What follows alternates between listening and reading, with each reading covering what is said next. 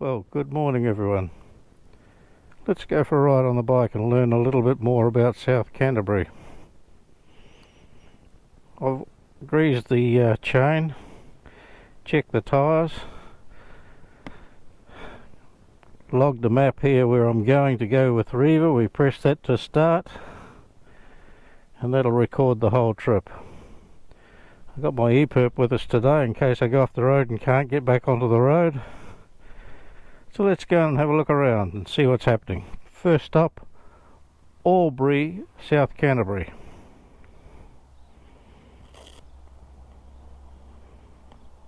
So my objective is to go through the McKenzie Pass, over the Burke's Pass, up to Tekapo.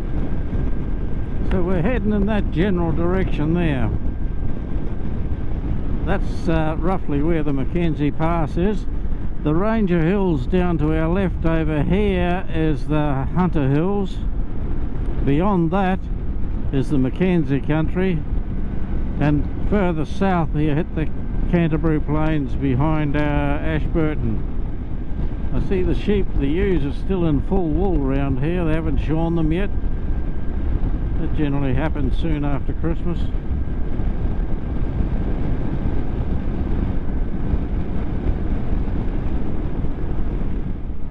Canola is starting to seed. Soon that'll be vivid yellow. Canola that paddock. I'd say wheat in the next paddock. And let's get closer to the third one and see what it is. Just another variety of wheat, I think. A little place called Mangati.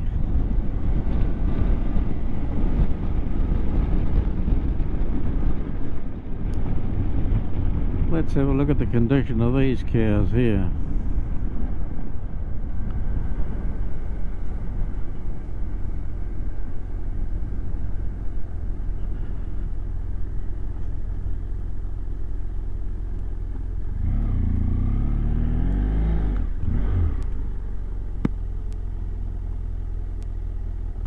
They're all wondering what I'm doing.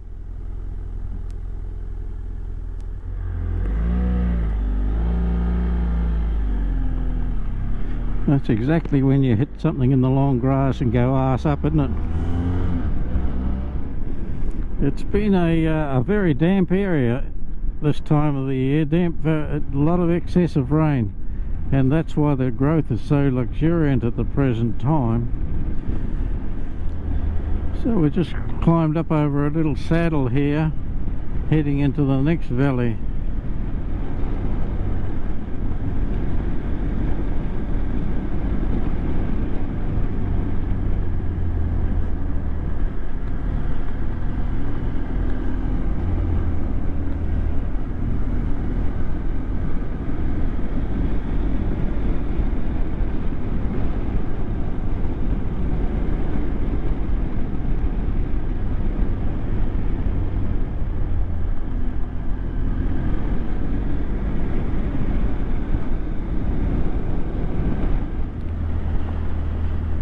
Often the adventure begins when things go wrong, but I somehow think I'm alright. What I'm looking for is the big transmission lines that run right through the McKenzie Pass, and I haven't come across them yet, but as I keep heading down this way here, I'm sure I'll come across them. Fraser Road, no exit, but we don't want that one.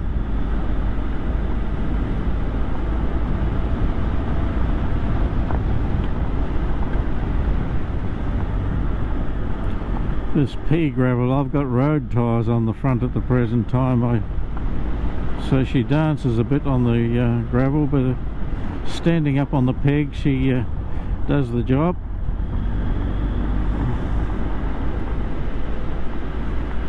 And you just steer the bike with your legs around where you want it to go rather than with the handlebars. Now I somehow feel that this might be the road here. Let's have a look at this sign. McKenzie Pass 14 k's and Burke's Pass, that's what we want, isn't it?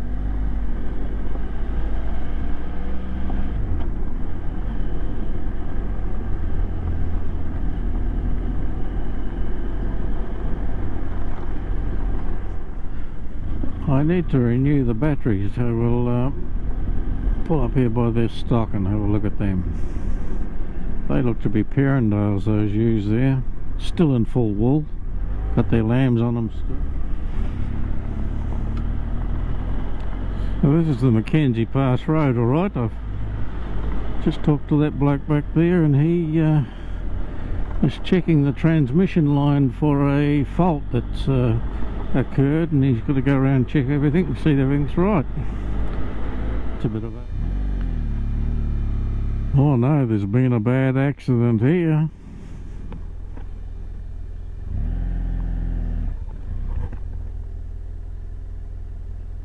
A wallaby.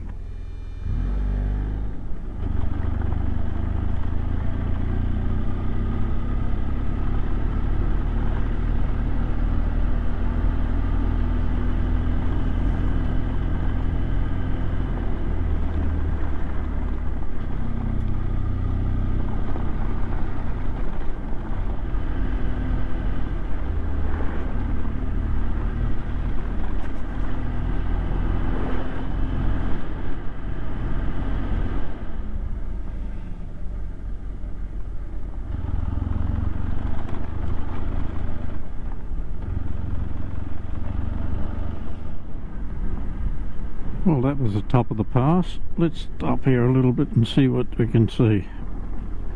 We're looking down into the McKenzie Basin. Away in the distance there is Lake Benmore. You probably can't pick that up on the GoPro.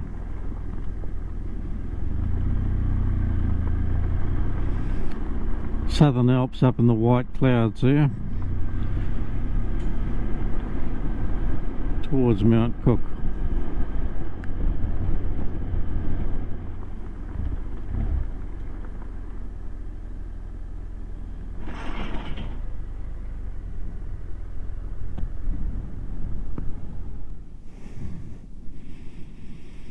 This is where they caught the sheep rustler, James McKenzie, back in the 4th of March 1855. The McKenzie Pass back up here where we've come from is named after him, but his claim to fame was he had a real good border collie sheepdog, and he could go down onto these plains out here and muster sheep of a night time and fetch them into here, into this valley where we are now, hold them here for a while until he had enough, and then he'd sneak them on through the pass and out towards Timaru there to the sale yards. There were several other co-conspirators with him here, but they bolted on the night of the 4th of March 1955. Tycho and 17. A couple of other fellas here finding this historic spot. A BMW, and what's this other one? So I've come around into the Hakataramea Valley. We're working our way up into that pass ahead of us there now. The sheep have changed to merinos, and they've still got their lambs on them. Matagari all round. I've met up with two blokes from South Africa, and they're riding behind me now. Of going to Amarama tonight, I think.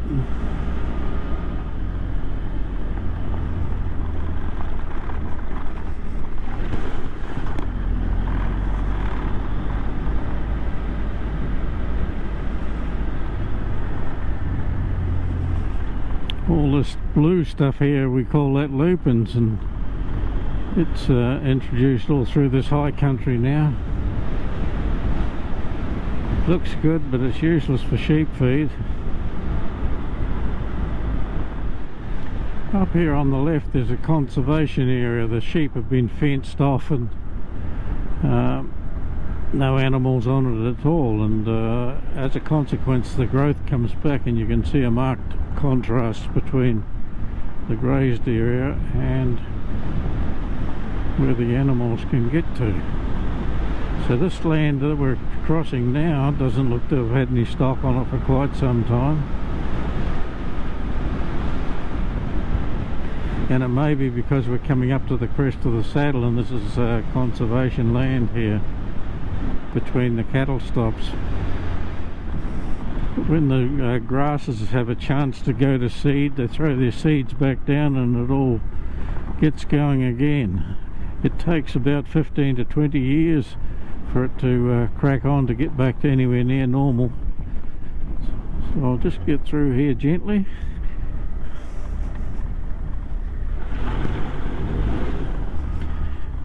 And we'll watch the boys come through there.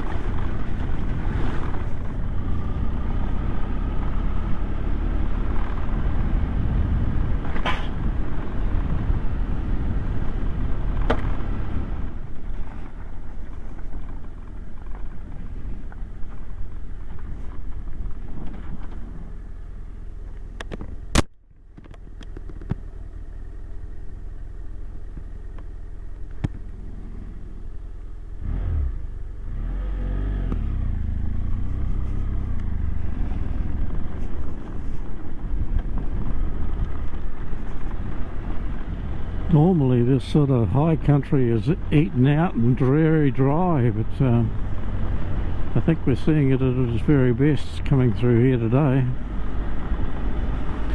With the water courses running, that means that there's plenty of juice in the hills and good feed around for the animals.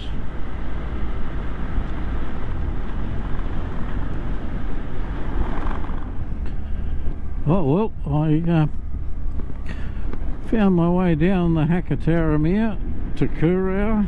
Had a quick drink there with a couple of people I rode with, and now I'm at a place called Waimati. only 47 kilometres back to Timaru. So thanks for coming for a ride. I enjoyed that really, with not too hot, only up to 24 at one time.